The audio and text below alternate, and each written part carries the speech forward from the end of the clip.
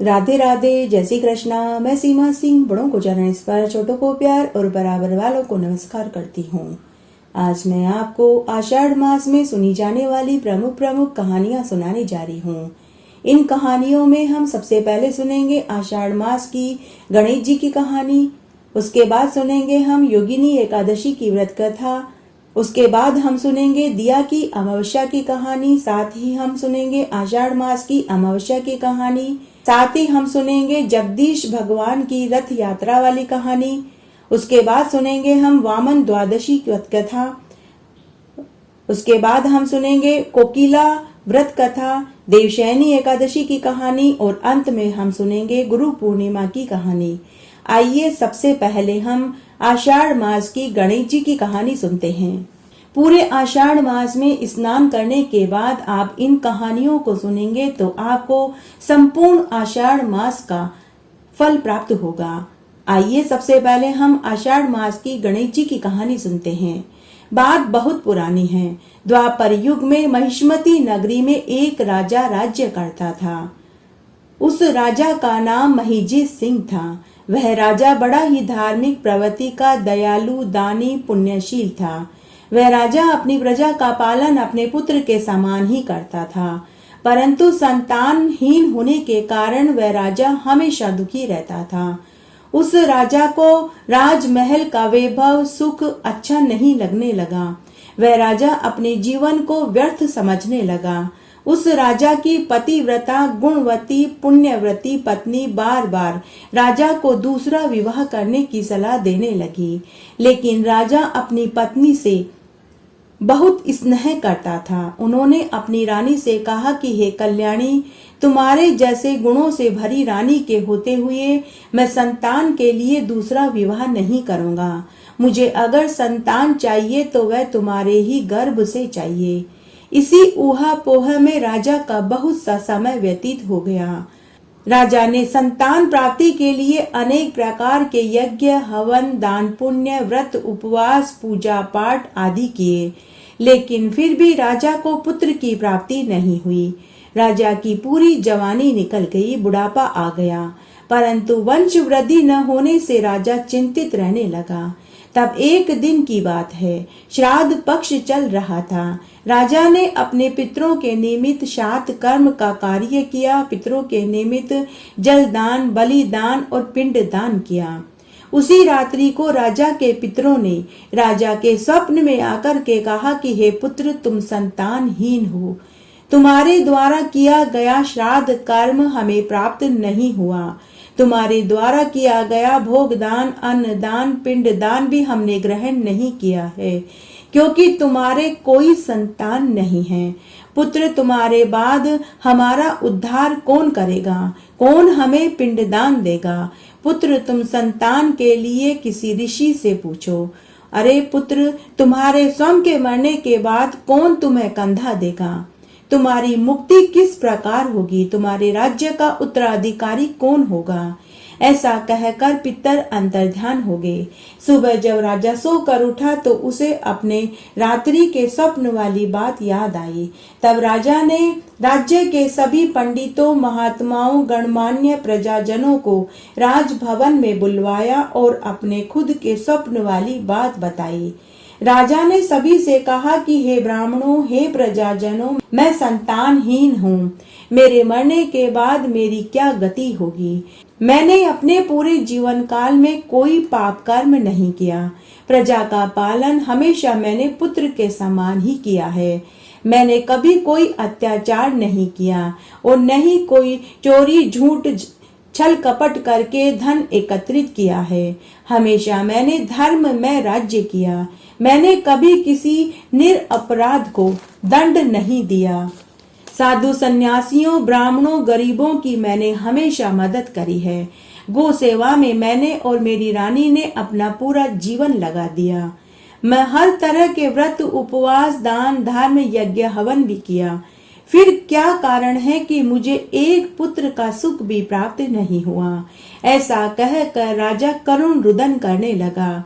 राजा की बात सुनकर और राजा की मनोस्थिति को जानकर सभी विद्वान, पंडित और प्रजाजन राजा से बोले कि हे महाराज, आप चिंता मत कीजिए, हम वही कार्य करेंगे जिससे कि आपका मनोरथ पूर्ण हो। तब सभी विद्वान, पंडित और गणमान्य लोग राजा के मनोरथ सिद्धि के लिए वन वन आश्रमों में भटकने लगे। तब वे एक आश्रम में गए जो आश्रम लोमेश ऋषि का था। वे सभी लोग लोमेश ऋषि के आश्रम में गए। लोमेश ऋषि ब्रह्मा के समान त्रिकालदर्शी थे। वे वेद शास्त्र के प्रवीण ज्ञाता थे। उन्हें अगला पिछला सब दिखाई देता था। प्रत्येक कल्पांत में उनके एक एक रोम पतित होते थे, इसीलिए उनका नाम लोमेश ऋषि पड़ा। ऐसे त्रिकालदर्शी लोमेश ऋषि को देखकर सभी लोग समझ गए कि राजा के दुख का निवारण अब यही ऋषि कर सकते हैं। तब सभी विद्वान, प्रजाजन और तपस्वी तेजस्वी लोग लोमेश ऋषि के पास गए और उनके चरणों की वंदना करने लगे और हाथ जोड़कर खड़े हो गए। लोमेश ऋषि ने कहा कि हे महानुभावों, आप लोग कौन हैं और यहाँ मेरे आश्रम में आने का क्या प्रयोजन है? निसंकोच होकर कहो, मैं अवश्य तुम्हारे दुख को दूर करने का कोई उपाय बताऊंगा। तब उनमें से एक वयोवृद्ध विद्वान बोले कि हे मुनिवर, यह हमारा सौभाग्य है कि आज हमें आपके दर्शन हुए। हमें पूर्ण विश्वास है कि आपके द्वारा ही हमारे राजा का उद्धार होगा। हे मुनिवर, आप सभी मुनियों और ऋषियों में श्रेष्ठ हैं। आप ब्रह्मा के सदृश्य हैं। आपसे बढ़कर न कोई दूसरा हुआ है और नहीं होगा। तब लोमेश ऋषि बोले कि हे सज्जनों, आप लोग यहाँ किस प्रयोजन से आए हैं? स्पष्ट कहिए, मैं तुम्हारे सभी संदेहों का निवारण करूंगा। हम तपस्वियों का जीवन तो परोपकार के लिए ही बना है। तब एक विद्वान पंडित बोला कि हे मुनिवर, हम महिष्मती नगरी के निवासी हैं। हमारे राजा का नाम महिजीत सिंह है। हमारा राजा बड़ा ही धर्मात्मा, दानवीर, शूरवीर और मधुर भाषी है। वह हमेशा ब्राह्मणों, साधु संन्यासियों और गरीबों की मदद करता रहता है। हमारे राजा ने कभी किसी के दिल को ठेस नहीं पहुंचाया। हमेशा धर्म में राज्य किया, परंतु फिर भी हमारे राजा को अब तक एक पुत्र का सुख भी प्राप्त नहीं हुआ। हमारा राजा बड़ा ही दुखी और चिंतित है। जिस राज्य का राजा दुखी हो, उसकी प्रजा कैसे सुखी रह सकती है? कृपया आप हमारे राजा के दुख का निवारण बताइए, ताकि उन्हें एक दीर्घायु पुत्र सुख की प्राप्ति हो। हे मुनिवर, कोई व्रत, उपवास, दान पुण्य अनुष्ठान बताइए, जिसके करने से हमारे राजा को एक पुत्र रत्न की प्राप्ति हो सके। हम हमारे राजा के लिए अपनी जान तक देने को तैयार हैं। पूरी बात सुनने के बाद लोमेश ऋषि थोड़ी देर के लिए आंखें बंद करके बैठ गए और राजा के पूर्व जन्म के पाप दोष का पता लगा लिया। उसके बाद लोमेश ऋषि बोले कि हे महानुभावों, तुम्हारे राजा को पूर्व जन्म के कर्मों का फल भोगना पड़ रहा है। पूर्व जन्म में तुम्हारे राजा के द्वारा भगवान गणेश के व्रत का निरादर करने की सजा मिली है। हे ब्राह्मणों, हे प्रजाजनों, आप लोग ध्यान पूर्वक सुनो। आप लोगों को संकट नाशन गणेश व्रत बताता हूँ। आषाढ़ मास लगने वाला है। आषाढ़ मास की गणेश चौथ आने वाली है। इस दिन एक दंत गजानन नामक गणेश जी की पूजा और व्रत करने से निसंतानों को संतान सुख की प्राप्ति होती है। निर्धनों को धन धान्य सुख समृद्धि का वरदान मिलता है। अगर इस दिन तुम्हारे साथ तुम्हारे राजा रानी आषाढ़ मास की गणेश चौथ का व्रत करेंगे, पूजा करेंगे और रात्रि में चंद्रमा को अर्घ्य देकर एक समय भोजन करेंगे और उस दिन एक ब्राह्मण को अन्न, वस्त्र, रुपया आदि देकर भोजन कराएंगे और उसी ब्राह्मण को दूध देने वाली गाय बछड़ा सहित दान में करेंगे, तो तुम्हारे राजा को गणेश जी की कृपा से पुत्र सुख जरूर मिलेगा। लोमेश ऋषि की बात सुनकर सभी विद्वान और प्रजाजनों ने व्रत की पूरी विधि जानी। उसके बाद सभी ने लोमेश ऋषि को प्रणाम किया और वापस अपने राज्य में आ गए। तब सभी ने राजा को पुत्र देने वाले व्रत का समाचार सुनाया। राजा रानी पुत्र देने वाले व्रत का समाचार सुनकर बहुत खुश हुए। उसके बाद जब आषाढ़ का महीना आया तो आषाढ़ मास की गणेश चौथ का उन्होंने पूरे विधि विधान से अपनी प्रजा के साथ व्रत रखा। उस दिन राजा ने ब्राह्मणों को खूब दान पुण्य किया। उस दिन पूरी प्रजा ने आषाढ़ मास की गणेश चौथ के व्रत का फल राजा रानी को सौंप दिया। कुछ समय के बाद रानी को गर्भ ठहर गया और 9वें महीने में रानी को गणेश भगवान की असीम अनुकंपा से सुंदर, तेजस्वी, प्रतापी, सुलक्षणों से युक्त एक दीर्घायु पुत्र पैदा हुआ। उसके बाद राजा ने पूरी नगरी में यह ढिंडोरा पिटवा दिया कि सभी को आषाढ़ मास की गणेश चौथ का व्रत करना चाहिए।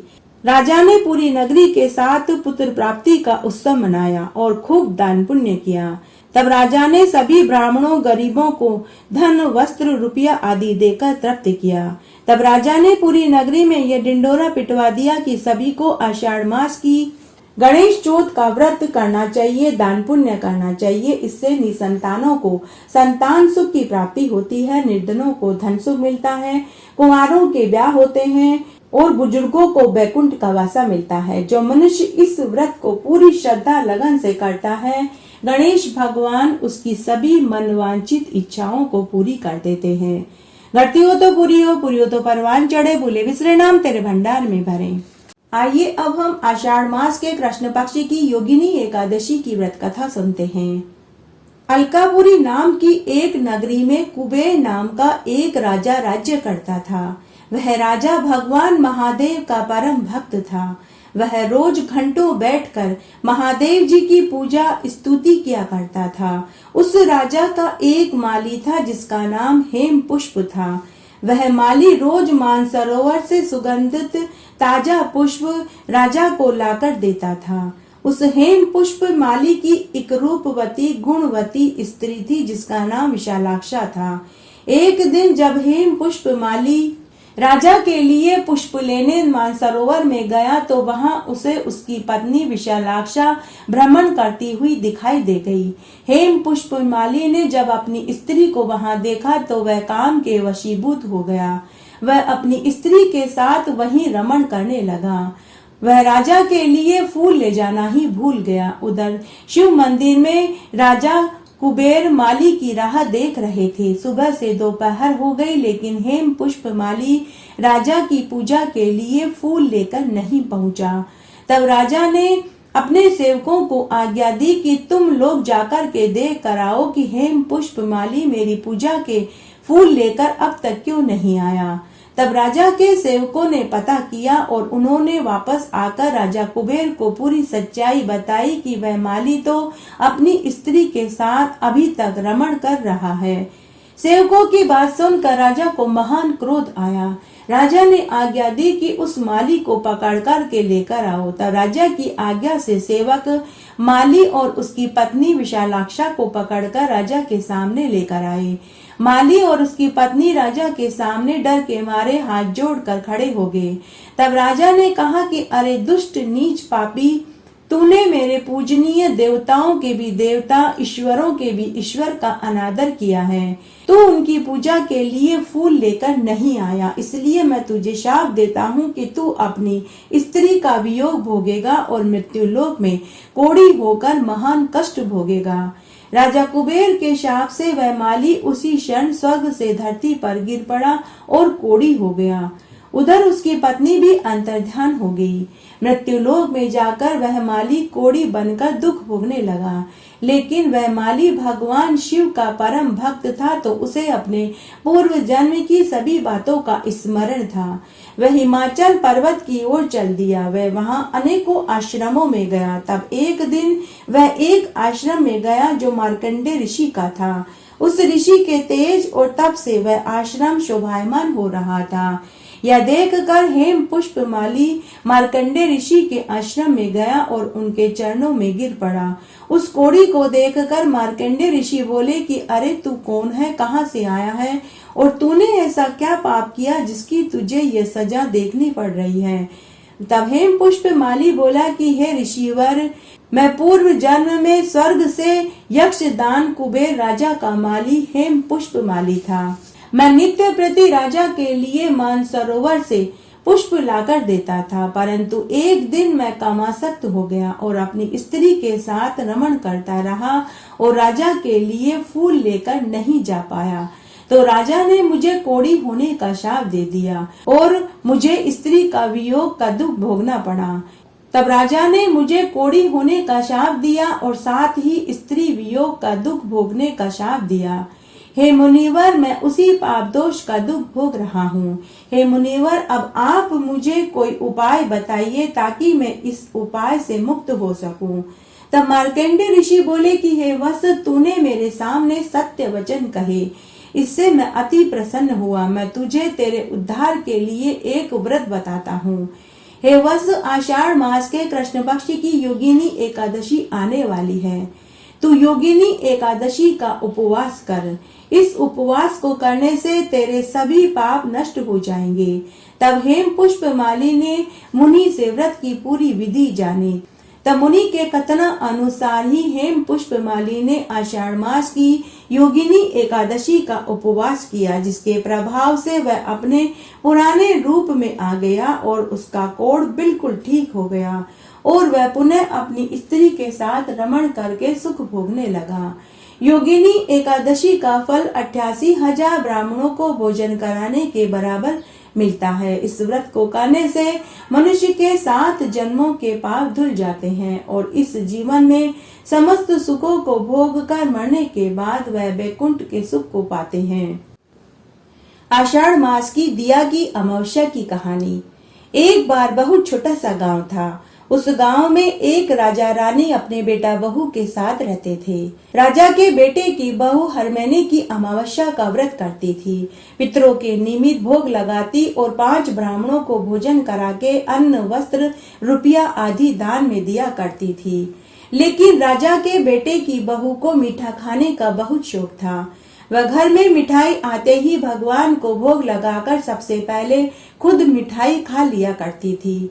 तब एक बार की बात है, राजा का एक मित्र घेवर देकर गया तो राजा ने रानी से कहा कि मैं शाम के समय भोजन के साथ घेवर खाऊंगा। लेकिन सारे घेवर राजा के बेटे की बहू खा गई। शाम को जब राजा भोजन करने बैठा तो उन्होंने घेवर मांगा तो बहू ने झूठ बोल दिया कि सारे घेवर तो चूहे खा गए। अब बहू आए दिन चूहों का नाम लगाने लगी और मिठाई खुद खाने लगी। तब एक दिन चूहों को क्रोध आ गया कि राजा की बहू खुद सारी मिठाई खा जाती है और हमारा नाम लगा देती है, इसे तो सबक सिखाना ही पड़ेगा।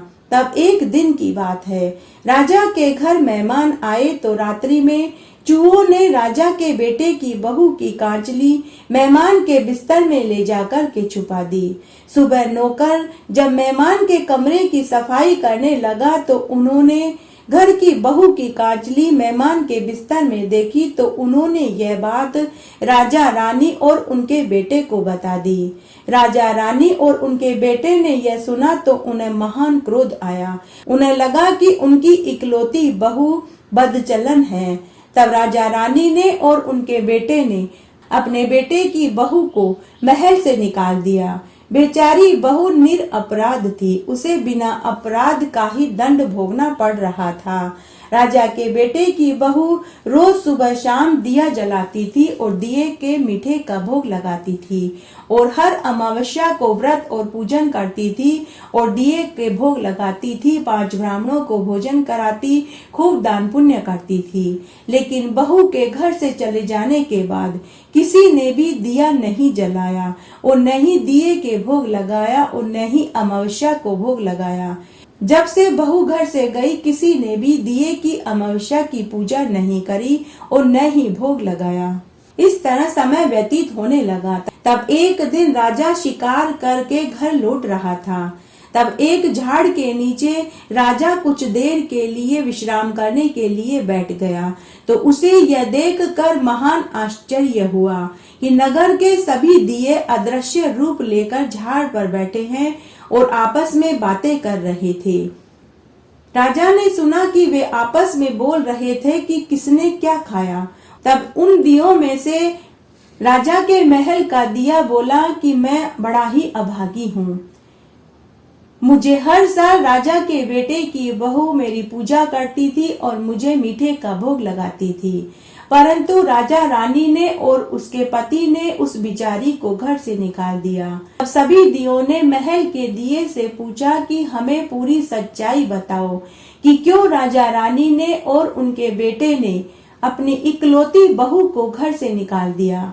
तब महल के दिए ने कहा कि राजा रानी के बेटे की बहू को मीठा खाने का शौक था। वह घर में आई सारी मिठाई को खुद खा जाती थी और चूहों का नाम लगा देती थी। तब एक दिन चूहों ने गुस्से में आकर राजा रानी के बेटे की बहू की काजली को मेहमान के कमरे में उनके बिस्तर में ले जाकर के छिपा दिया।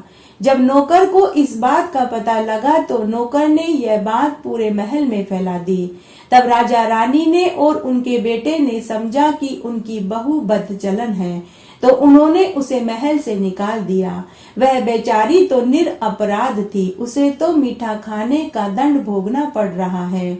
राजा रानी के बेटे की बहू तो बेचारी रोज मेरी पूजा करती, सुबह शाम दीपक जलाती और मीठे का भोग लगाती थी। उसके बाद महल का दीपक बोला कि वह बेचारी जहाँ भी रहे सुखी रहे। जब राजा ने दियों की पूरी बात सुनी तो राजा को अपनी गलती का एहसास हुआ। राजा उसी समय महल में आया और महल में आकर अपनी पत्नी और अपने बेटे को पूरी सच्चाई बताई। उसके बाद राजा ने अपने बेटे से कहा कि बेटा तुम इसी समय अपने ससुराल में जाओ और इस घर की लक्ष्मी को सहज सम्मान विदा करा के लेकर आओ। उसके बाद राजा का बेटा अपने ससुराल में गया और पूरे सम्मान के साथ अपनी पत्नी को विदा करा के महल में लाया। महल में आने के बाद राजा रानी ने और उनके बेटे ने अपनी बहू से अपनी गलती की क्षमा मांगी। उसके बाद वे सभी आनंद के साथ रहने लगे। आइए अब हम आषाढ़ मास की अमावस्या की कहानी सुनते हैं। एक बार बहुत छोटा सा गांव था। उस गांव में एक राजा अपनी 2 रानियों के साथ रहता था। राजा की एक बहुत दूर के रिश्ते की बुआ भी उन्हीं के साथ रहती थी। राजा अपनी बुआ की सभी बातें मानता था, चाहे वह गलत हो या सही हो। राजा अपनी बड़ी रानी को बहुत पसंद करता था, जबकि छोटी रानी को राजा पसंद नहीं करता था, क्योंकि छोटी रानी बड़े ही धर्म कर्म के काम करती थी। आए दिन उसका कोई न कोई व्रत उपवास होता था।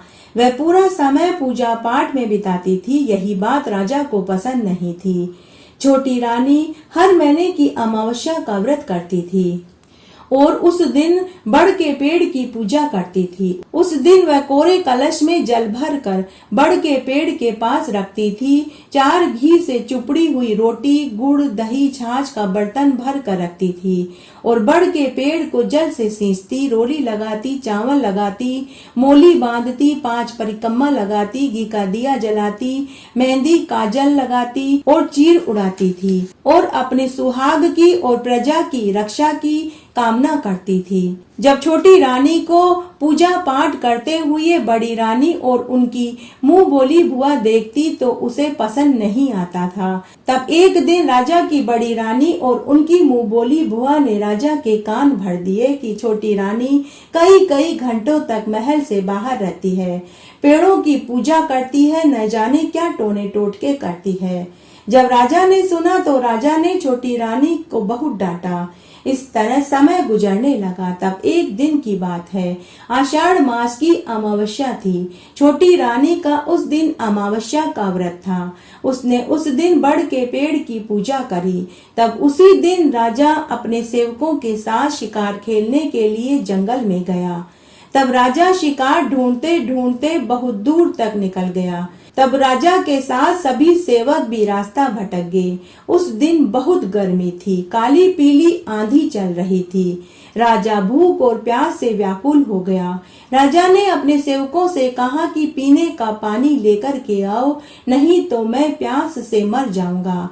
तब एक सेवक ने कहा कि महाराज, यहाँ तो बंजर टीले ही टीले हैं, आसपास कहीं पानी का स्रोत ही दिखाई नहीं देता। तब एक सेवक पेड़ पर चढ़ गया और पानी का स्रोत ढूंढने लगा। तभी वह सेवक बोला कि हे महाराज, कुछ दूरी पर चिड़ियाएं उड़ रही है, हमें वहां चलना चाहिए, वहां हमें जरूर पानी मिलेगा। तब राजा अपने सेवकों के साथ वहां गया।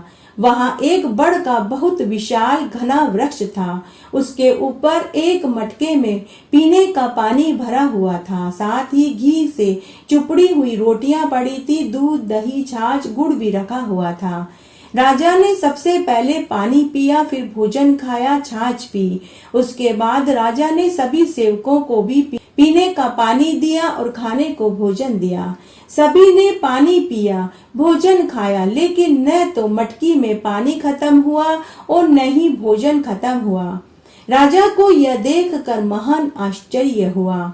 तब राजा ने वहीं पर बड़ के पेड़ को प्रणाम किया और कहा कि हे बरगद देवता, आपको प्रणाम हो, और साथ ही उस सुहागिन महिला को भी मेरा प्रणाम हो जिसने यहाँ आकर आपकी पूजा करी और यहाँ पे पानी का मटका और खाने को भोजन रखा। उसके बाद राजा ने वहाँ थोड़ी देर विश्राम किया और शाम को महल में लौट आया। राजा ने महल में आकर सबको जंगल वाली पूरी बात बताई और कहा कि अगर आज मुझे वहाँ पीने को पानी नहीं मिलता तो मेरे प्राण निकल जाते। तब छोटी रानी की दासी राजा से बोली कि हे महाराज, छोटा मुंह और बड़ी बात, मैं आपसे कुछ कहना चाहती हूँ। राजा ने कहा कि बोलो, तुम्हें क्या कहना है। तब छोटी रानी की दासी बोली कि महाराज, आपकी छोटी रानी हर महीने की अमावस्या का व्रत करती है और बड़ के पेड़ की पूजा करती है। वो ही कोरे कलश में पानी भर कर बड़ के पेड़ के पास रख कर आती है। घी की चुपड़ी हुई रोटियां, गुड़, दही, छाछ का बर्तन रखती है। तभी बड़ी रानी और राजा की मुंह बोली बुआ छोटी रानी की बुराइयां करने लगी। उसी क्षण राजा ने अपनी मुंह बोली बुआ को काशी भिजवा दिया और बड़ी रानी से कहा कि हे रानी, तुम्हें छोटी रानी से सीख लेनी चाहिए। उस दिन के बाद से छोटी रानी को भी पति सुख प्राप्त होने लगा। कुछ महीनों के बाद ही छोटी रानी को गर्भ ठहर गया और उसे 2 सुंदर जुड़वा पुत्र पैदा हुए। उसके बाद राजा ने पूरी नगरी में ये ढिंडोरा पिटवा दिया कि सभी को अमावस्या का व्रत करना चाहिए और उस दिन बड़ के पेड़ की पूजा करनी चाहिए और बड़ के पेड़ के पास कोरे कलश में जल भरकर रखना चाहिए और भोजन रखना चाहिए।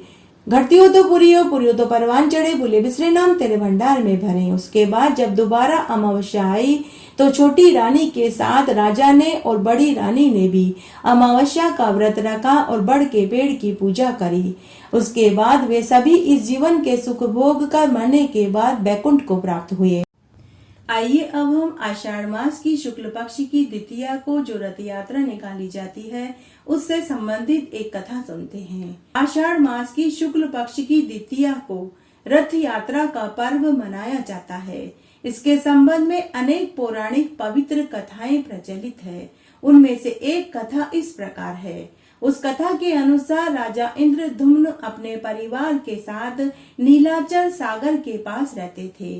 तब एक बार समुद्र में उन्हें एक विशाल लकड़ी तैरती हुई दिखाई दी। राजा ने अपने सेवकों को आदेश दिया कि उस लकड़ी को समुद्र से बाहर निकालो। उस लकड़ी की सुंदरता देखकर राजा के हृदय में एक विचार आया कि इस लकड़ी से जगदीश भगवान की मूर्ति बनानी चाहिए। तभी वहां विश्वकर्मा भगवान प्रकट हो गए, जो एक बूढ़े बढ़ई के वेश में थे। भगवान जगदीश की मूर्ति बनाने के लिए स्वयं विश्वकर्मा ने बढ़ई का वेश धारण किया था। तब राजा ने बढ़ई से मूर्ति बनाने को कहा। विश्वकर्मा, जो बूढ़े बढ़ई के वेश में थे, उन्होंने शर्त रखी कि मैं एक ही शर्त पर मूर्ति बनाऊंगा कि जब तक मूर्ति पूरी न हो उस कक्ष में कोई न आवे। तब राजा ने बढ़ई की शर्त को स्वीकार कर लिया। राजा व उनके परिवार को मालूम नहीं था कि वह बढ़ई स्वयं देवता विश्वकर्मा थे। मूर्ति निर्माण में कई दिन कई महीने निकल गए। तब एक दिन रानी को शक हुआ कि इतने दिन से वह बढ़ई मूर्ति बना रहा है, बिना अन्न जल के कहीं वह मर तो नहीं गया। उसने अपने मन की बात राजा से कही तो राजा को भी शक हुआ। तब राजा ने सेवकों से कहकर कक्ष का दरवाजा खुलवाया। तब वह बूढ़ा बढ़ई तो वहां नहीं मिला, लेकिन काष्ठ की अर्ध निर्मित श्री जगन्नाथ भगवान, सुभद्रा तथा बलराम की मूर्तियां रखी हुई थी। यह देखकर राजा रानी को महान दुख हुआ। वे पछताने लगे कि उन्होंने शर्त वाली बात को क्यों नहीं माना। तभी वहां आकाशवाणी हुई कि हे राजन, तुम शोक मत करो, हम इसी रूप में रहना चाहते हैं। तुम हमें वस्त्र, गहने और पुष्पों से सजाकर पवित्र करके स्थापित करवा दो। तब से आज भी वे ही अर्ध निर्मित मूर्तियां जगन्नाथपुरी में विराजमान हैं, जिनकी सभी पूजा करते हैं। इन्हीं मूर्तियों की रथ यात्रा निकाली जाती है। माता सुभद्रा के द्वारिका भ्रमण की इच्छा को पूर्ण करने के उद्देश्य से श्री कृष्ण और बलराम ने रथों में बैठकर पुरी करवाई थी। मान्यता है कि रथ यात्रा में हिस्सा लेकर रथ खींचने वाले श्रद्धालु को मरने के बाद मोक्ष की प्राप्ति होती है। इस तरह आज हमने रथ यात्रा से संबंधित एक पौराणिक कथा को सुना। आइए अब हम वामन द्वादशी की, वामन अवतार की एक पौराणिक कथा सुनते हैं। आषाढ़ शुक्ल की द्वादशी के दिन भगवान विष्णु ने वामन अवतार लिया था। अतः इस दिन श्री विष्णु के वामन अवतार का विधि विधान से पूजन करना चाहिए, व्रत रखना चाहिए। इस दिन जो मनुष्य वामन भगवान की पूजा और व्रत करता है, उन्हें यज्ञ के समान फल प्राप्त होता है। इस दिन विष्णु भगवान की या शालिग्राम भगवान की पूजा करनी चाहिए और पुरुष सूक्त मंत्र से षोडशोपचार विधि से उनका पूजन करना चाहिए। सुबह शाम घी का दीपक जलाना चाहिए, भोग लगाना चाहिए और आरती करना चाहिए। आइए अब हम एक पौराणिक कथा सुनते हैं। एक बार दैत्यों व देवताओं में घोर युद्ध हुआ। तब देवताओं द्वारा मारे गए दैत्य उनके गुरु शुक्राचार्य अपनी संजीवनी बूटी से पुनः जीवित करने लगे। शुक्राचार्य जी दैत्यों के गुरु थे। वे अपने राजा बलि के लिए एक यज्ञ का आयोजन कर रहे थे तथा अग्नि से दिव्य बाण और अभेद कवच पा रहे थे। उसके बाद दैत्य सेना ने अमरावती पर आक्रमण कर दिया। असुर सेना को आते देखकर इंद्र आदि देवता समझ गए कि इस बार दैत्यों की सेना से सामना नहीं कर पाएंगे, तो सभी देवता अपने लोक को छोड़कर भाग गए। इस तरह स्वर्ग पर दैत्यों का शासन हो गया। उसके बाद दैत्यों के गुरु शुक्राचार्य जी राजा बलि के लिए अटल अचल राज्य के लिए 100 अश्वमेध यज्ञ का आयोजन करने लगे। अगर ऐसा यज्ञ पूरा हो जाता तो राजा बलि व दैत्य सेना को स्वर्ग से निकाल पाना मुश्किल हो जाता। इसलिए इंद्र सभी देवताओं को साथ लेकर विष्णु भगवान के पास गए और उनसे मदद की गुहार लगाने लगे। तब भगवान विष्णु ने सभी देवताओं को आश्वासन दिया कि तुम सब अपने अपने स्थान पर पुनः लौट जाओ। तब भगवान विष्णु ने वामन रूप में अदिति के गर्भ से उत्पन्न होने का वचन दिया। इधर कश्यप मुनि के कहने पर अदिति पयोव्रत धारण करती है, जो पुत्र प्राप्ति के लिए किया जाता है। तब भाद्वा मास की शुक्ल पक्ष की द्वादशी के दिन भगवान विष्णु माता अदिति के गर्भ से वामन अवतार में प्रकट हुए। उन्होंने ब्रह्मचारी ब्राह्मण का रूप धारण किया। तब महर्षि कश्यप ने उनका उपनयन संस्कार किया। तब वामन बटुक भगवान को महर्षि पुलक जी ने यज्ञोपवीत, अगस्त्य जी ने मृगचर्म, मरीचि ने पलाश दंड, सूर्य भगवान ने छत्र, भृंगु मुनि ने खड़ाऊ और माता सरस्वती ने रुद्राक्ष की माला तथा देव कुबेर ने भिक्षा पात्र प्रदान किया। तब भगवान वामन ने अपने पिता कश्यप ऋषि से आज्ञा ली और राजा बलि के पास पहुंच गए। उस समय राजा बलि नर्मदा नदी के तट पर 99 अश्वमेध यज्ञ कर रहे थे। वामन अवतार में भगवान विष्णु राजा बलि के पास दान लेने पहुँचे।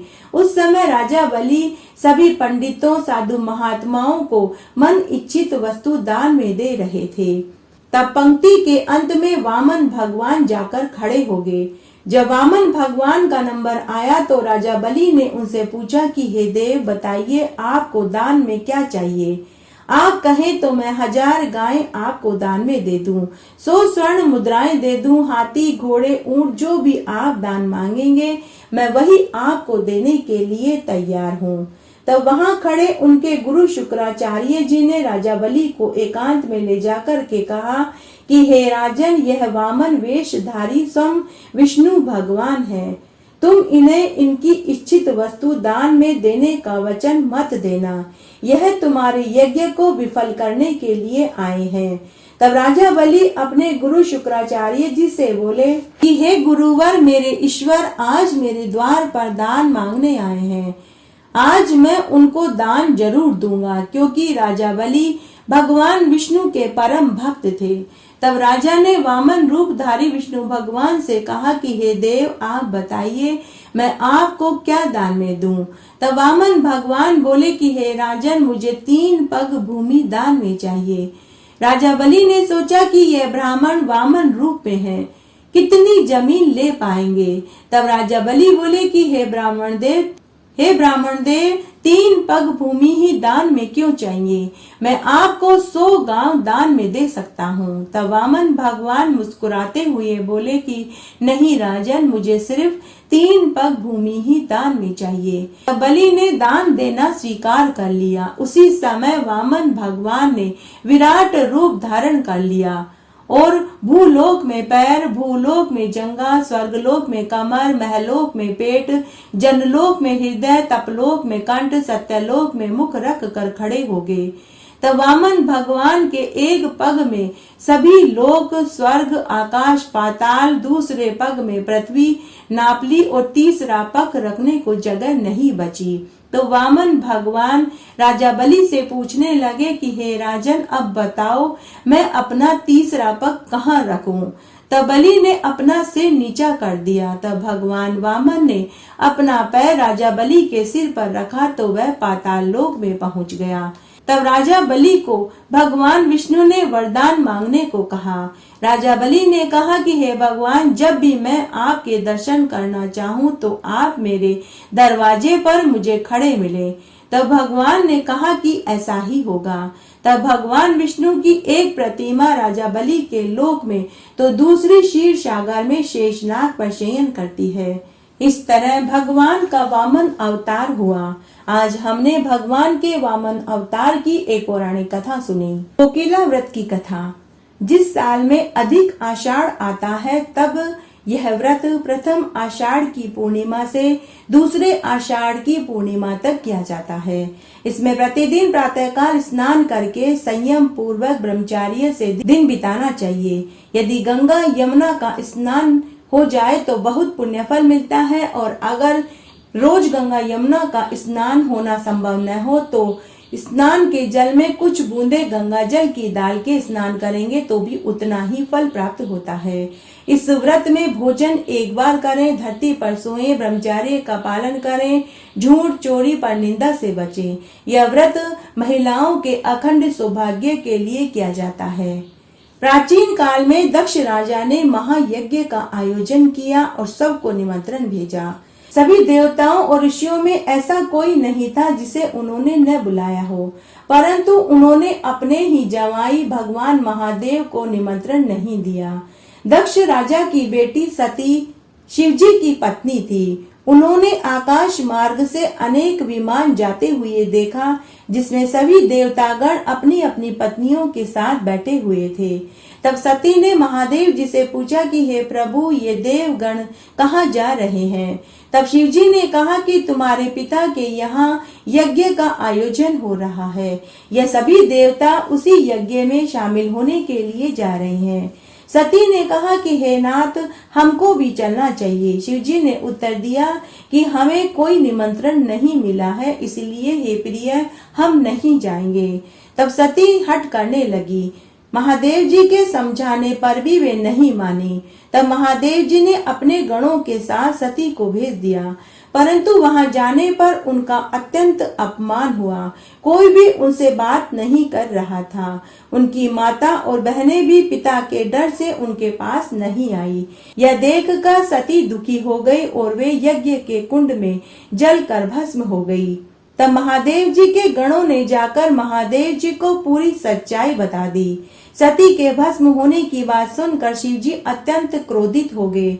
उन्होंने दक्ष यज्ञ विध्वंस करने के लिए वीरभद्र के साथ अपने गणों की विशाल सेना भेज दी। तब शिवजी के गणों ने जाकर वहां विध्वंस प्रारंभ कर दिया। दक्ष सहित उनके यहाँ आए हुए अनेक देवताओं के अंग भंग कर डाले, किसी की आंख फोड़ दी, किसी के दांत उखाड़ दिए। यह देखकर देवताओं ने विष्णु भगवान से प्रार्थना करी। विष्णु भगवान ने प्रकट होकर कहा कि शिवजी को प्रसन्न करने का प्रयत्न करो। उसके बाद सब मिलकर शिवजी की आराधना करने लगे। देवताओं की आराधना से प्रसन्न होकर शिवजी वहां प्रकट हो गए। उनके आदेश से ब्रह्मा जी ने दक्ष के धड़ से बकरे का सिर लगा करके जोड़ दिया, जिससे दक्ष जीवित हो गया। इसी प्रकार अन्य देवताओं को भी जीवित कर दिया। दक्ष को तो महादेव जी ने माफ कर दिया, परंतु उन्होंने अपनी सती को शाप दिया कि उन्होंने उनकी आज्ञा का उल्लंघन किया। इस कारण 10,000 वर्ष तक कोकिला बनकर वे वन वन भटकती रहेंगी। इसी कारण सती 10,000 वर्ष तक कोकिला बनकर वहीं वन में रही, फिर पार्वती के रूप में उत्पन्न हुई। उसके बाद ऋषियों के आज्ञा अनुसार माता पार्वती ने आषाढ़ के दूसरे मास में 1 महीने तक कोकिला व्रत किया और महादेव जी का पूजन किया। इससे महादेव जी प्रसन्न हो गए। शिव जी ने पार्वती जी के साथ विवाह कर लिया, इसीलिए इस व्रत का नाम कोकिला व्रत पड़ा। यह व्रत कुंवारी कन्याओं को श्रेष्ठ पति पाने के लिए अवश्य करना चाहिए। आषाढ़ मास की शुक्ल पक्ष की एकादशी का नाम देवशयनी एकादशी अर्थात इसे पद्मा एकादशी भी कहते हैं। आइए अब हम देवशयनी एकादशी अर्थात पद्मा एकादशी की व्रत कथा सुनते हैं। सूर्यवंशी मांधाता नाम का एक राजा था। एक समय उस राजा के राज्य में 3 साल तक जल नहीं बरसा, जिससे राज्य में अकाल पड़ गया और प्रजा अन्न की कमी के कारण दुखी रहने लगी। तब एक दिन प्रजा राजा के पास आई और बोली कि हे महाराज, समस्त विश्व की सृष्टि का मुख्य कारण वर्षा है। इसी वर्षा के अभाव से राज्य में अकाल पड़ गया है और अकाल से प्रजा भूखों मर रही है। अतः हे महाराज, आप कोई ऐसा उपाय बताइए जिससे कि प्रजा को यह दुख देखना न पड़े। इस पर राजा मानधाता अपनी प्रजा से बोले कि हे महानुभावों, आप लोग ठीक कह रहे हैं। वर्षा से ही अन्न पैदा होता है। वर्षा न होने से आप लोगों को महान दुख देखना पड़ रहा है। राजा के पापों के कारण ही प्रजा को दुख भोगना पड़ता है, यह शास्त्रों में कहा गया है। मैं बहुत सोच विचार कर रहा हूँ, फिर भी मुझे स्वयं का कोई दोष दिखाई नहीं दे रहा। मैं आप लोगों के दुख को दूर करने का प्रयत्न जरूर करूँगा। ऐसा कहकर राजा मानधाता भगवान की पूजा कर कुछ मुख्य आदमियों को साथ लेकर वन वन में भटकने लगे। तब वे भटकते भटकते एक ऋषि के आश्रम में पहुँचे। वह आश्रम अंगिरा ऋषि का था। अंगिरा ऋषि अभी नित्य कर्म से निवृत्त ही हुए थे। राजा ने जाकर उनको प्रणाम किया। अंगिरा ऋषि ने उनको आशीर्वाद दिया और कहा कि हे राजन, आप कुशल पूर्वक तो हैं, आपकी प्रजा कुशल से तो हैं। आप यहाँ किस आशय से आए हैं, कृपा करके मुझे कहो। तब राजा ने अंगिरा ऋषि से कहा कि हे महर्षि, मेरे राज्य में 3 बरस से बरसात नहीं हुई है। मेरे राज्य में अकाल पड़ गया है। मेरी प्रजा को भूखों मरना पड़ रहा है। मैं अपनी प्रजा के कष्ट को दूर करने के लिए आपसे कोई उपाय पूछने आया हूँ। इस पर अंगिरा ऋषि बोले कि हे राजन, यह सतयुग सब युगों में श्रेष्ठ है। इसमें धर्म के 4 चरण सम्मिलित हैं, अर्थात इस युग में धर्म की सबसे अधिक उन्नति हुई है।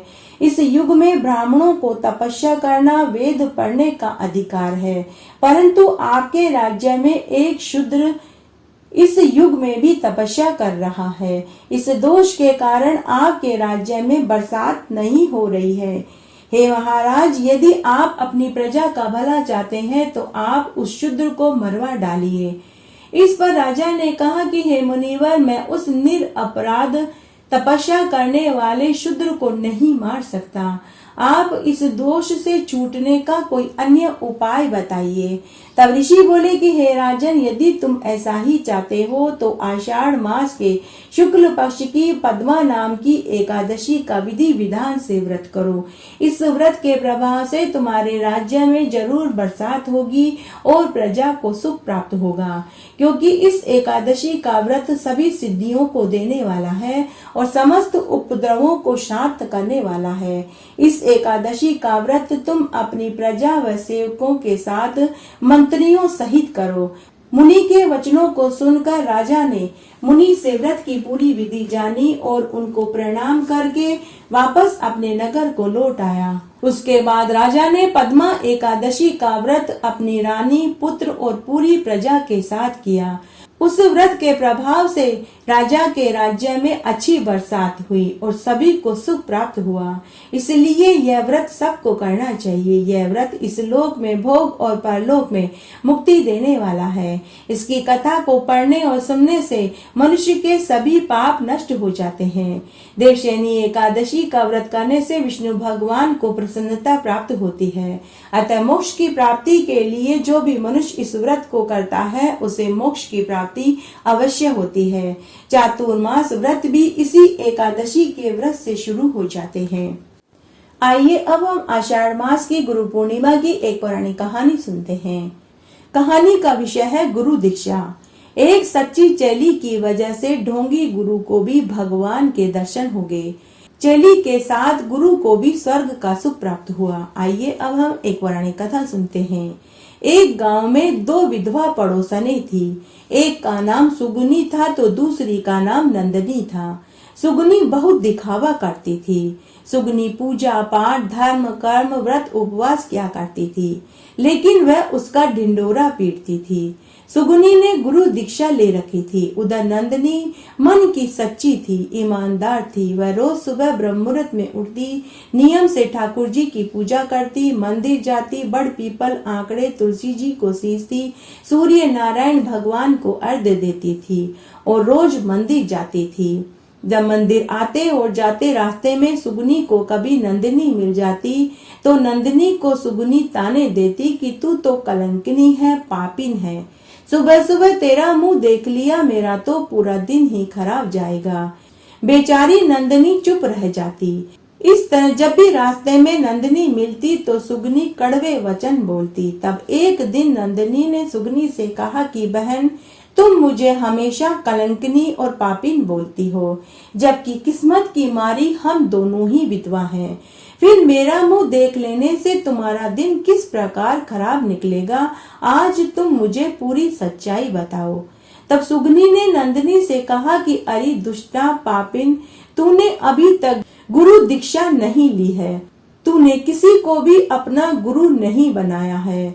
अगर तूने गुरु बनाया होता तो तू भी पापों से मुक्त हो जाती, तेरा भी जन्म सार्थक हो जाता। लेकिन मुझे लगता है कि तेरी वजह से मुझे ही गांव छोड़कर जाना पड़ेगा। तब नंदिनी बोली कि बहन, गुरु दीक्षा कैसे लेते हैं, क्या करते हैं, मैं अज्ञानी हूँ, कुछ नहीं जानती और मुझे अभी तक कोई ऐसा गुरु ही नहीं मिला जिसे कि मैं अपना गुरु बनाऊं। इस तरह फिर से कई दिन निकल गए। तब एक दिन की बात है, आषाढ़ का महीना आया। रोज की तरह नंदिनी अपने घर के चबूतरे पर चुपचाप बैठी थी। तभी वहां एक ढोंगी बाबा आया। उस बाबा को देखकर नंदिनी को लगा कि यही गुरुजी है। नंदिनी पागलों की भांति ढोंगी गुरु के पास गई और उसे लेकर अपनी कुटिया में आई और उसे बैठने के लिए आसन दिया, चरण धोए, भोजन खिलाया और गीत गाने लगी। सोनारो सूरज उग आयो, सतगुरु दर्श दिखायो, सब सखियां मिलकर कलश उठावे, हर्ष हर्ष कर मंगल गावे। इस तरह वह भजन गाने लगी। ढोंगी बाबा समझ गए कि आज उसकी लॉटरी लग गई है। ढोंगी बाबा ने कहा कि पुत्री मांग, तुझे क्या चाहिए। तब नंदिनी बोली कि महाराज, मेरी पड़ोसन रोज मुझे ताने देती है कि मैंने गुरु दीक्षा नहीं ली, इसीलिए मैं कलंकिनी हूँ, पापिन हूँ, मैं नुगरी हूँ, मेरा मुंह देखने का धर्म नहीं। तब ढोंगी बाबा बोला कि पुत्री, तेरी पड़ोसन सत्य कहती है। गुरु के बिना ज्ञान नहीं मिलता, गुरु के बिना सदगति नहीं मिलती। बिना गुरु का मतलब है कई गायों के वध का पाप लगना। नरक में दुख भोगना पड़ता है। 7 पीढ़ियां नरक में वास करती है। पितर दुखी रहते हैं। तब नंदिनी बोली कि गुरुजी आप मुझे अपनी चेली बना लीजिए। आप जो कहेंगे मैं करने को तैयार हूँ। तब ढोंगी बाबा ने कहा कि पुत्री तेरे घर पर मैं गुरु दीक्षा नहीं दे सकता क्योंकि तेरा घर अपवित्र है। ऐसा करना, कल तुम गांव के बाहर कुएं की पाल पर जो पीपल का पेड़ है वहां आ जाना। घर में जितना भी नकद गहना और अच्छे अच्छे कीमती रेशमी वस्त्र हो उन्हें एक पोटली में रख कर ले आना। मैं वही तुझे गुरु मंत्र दूंगा। इस तरह दूसरे दिन नंदिनी गुरु के बताए अनुसार सारा घर का नकद गहने अच्छे रेशमी कीमती वस्त्र एक पोटली में डाले और गांव के बाहर कुएं के पास पीपल के पेड़ के पास पहुंच गई।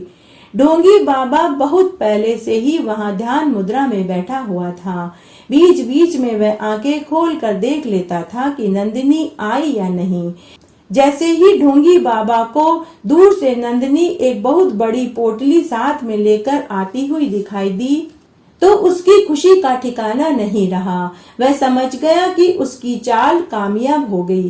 चिड़िया जाल में फंस गई। ढोंगी बाबा आंखें बंद करके जोर जोर से हरे कृष्ण कृष्ण कृष्ण हरे हरे, हरे राम राम राम हरे हरे का मंत्र बोलने लगा।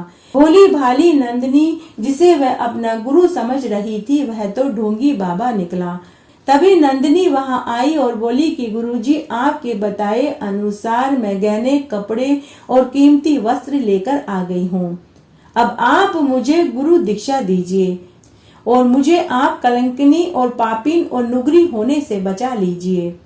तब ढोंगी बाबा ने कहा कि अगर तुझे मरने पर स्वर्ग चाहिए तो तू इस कुएं में लटक जा। मैंने रस्सी का एक कोना पत्थर से बांध दिया है। तू पानी में गले तक डूब जा।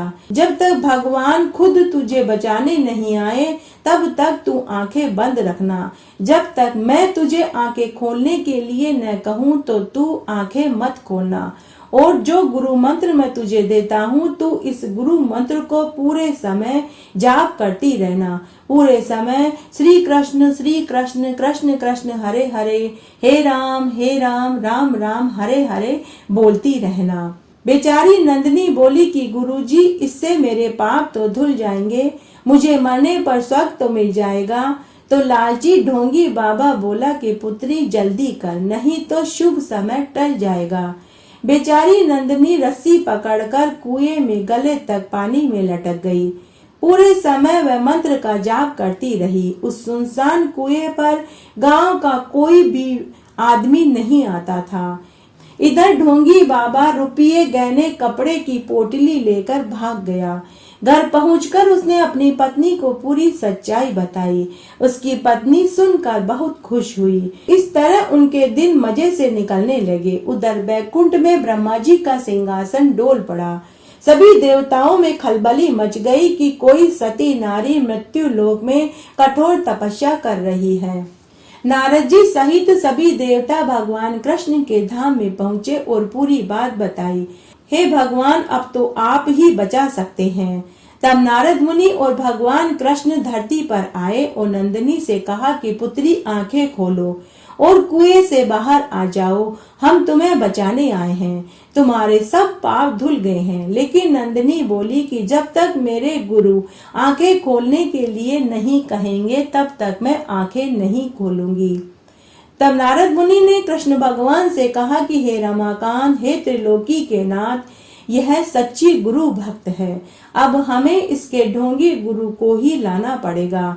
तब भगवान कृष्ण और नारद मुनि ने 2 पुलिस वालों का वेश बनाया और ढोंगी बाबा को पकड़ कर के लाए और कहा कि तुम अपनी चेली नंदिनी को कुएं से बाहर निकलने को कहो और आंखें खोलने को कहो और साथ ही तुमने जो उसके रुपए गहने कपड़े लिए हैं वो भी लेकर के चलो, नहीं तो हम तुम्हें जेल में डाल देंगे और तुम्हारी खूब पिटाई पड़ेगी।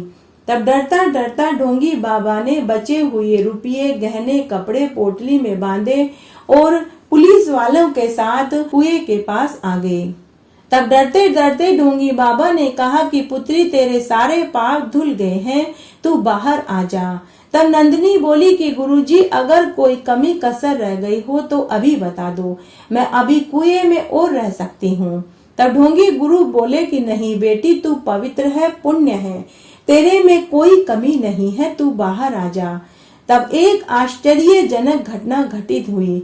नंदिनी को तो साक्षात कृष्ण, गोविंद और नारद मुनि दिखाई दे रहे थे, परंतु ढोंगी बाबा को वे दोनों पुलिस के वेश में दिखाई दे रहे थे। तब नंदिनी बोली कि गुरु गोविंद दोऊ खड़े, काके लागू पाए, बलिहारी गुरु आपने गोविंद दियो मिलाए। तब नंदिनी बोली कि हे गुरु महाराज, आपकी वजह से आज मुझे त्रिलोकी के नाथ के दर्शन हुए हैं। मैं पवित्र हो गई, अब मैं विधवा से सधवा हो गई, मैं नुगरी से सुगरी हो गई, अब मेरे में कोई अपशकुन नहीं रहा। अब मुझे भी मरने के बाद स्वर्ग ही मिलेगा, अब मुझे नरक का दुख देखना नहीं पड़ेगा। तब ढोंगी गुरु नंदिनी से बोला कि बेटी, यह कोई भगवान नहीं, यह तो दो पुलिस वाले हैं।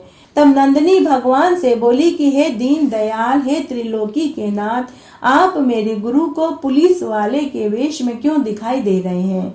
तब भगवान ने कहा कि बेटी, यह एक ढोंगी लालची बाबा है, इसने रुपये, गहने और कपड़ों के लालच में तुम्हें यहाँ कुएं में मरने के लिए छोड़ दिया। तुमने मेरे नाम का जप किया, कठोर तपस्या करी, इसलिए हम तुम्हें दिखाई दे रहे हैं, परंतु इस ढोंगी बाबा को दिखाई नहीं दे रहे।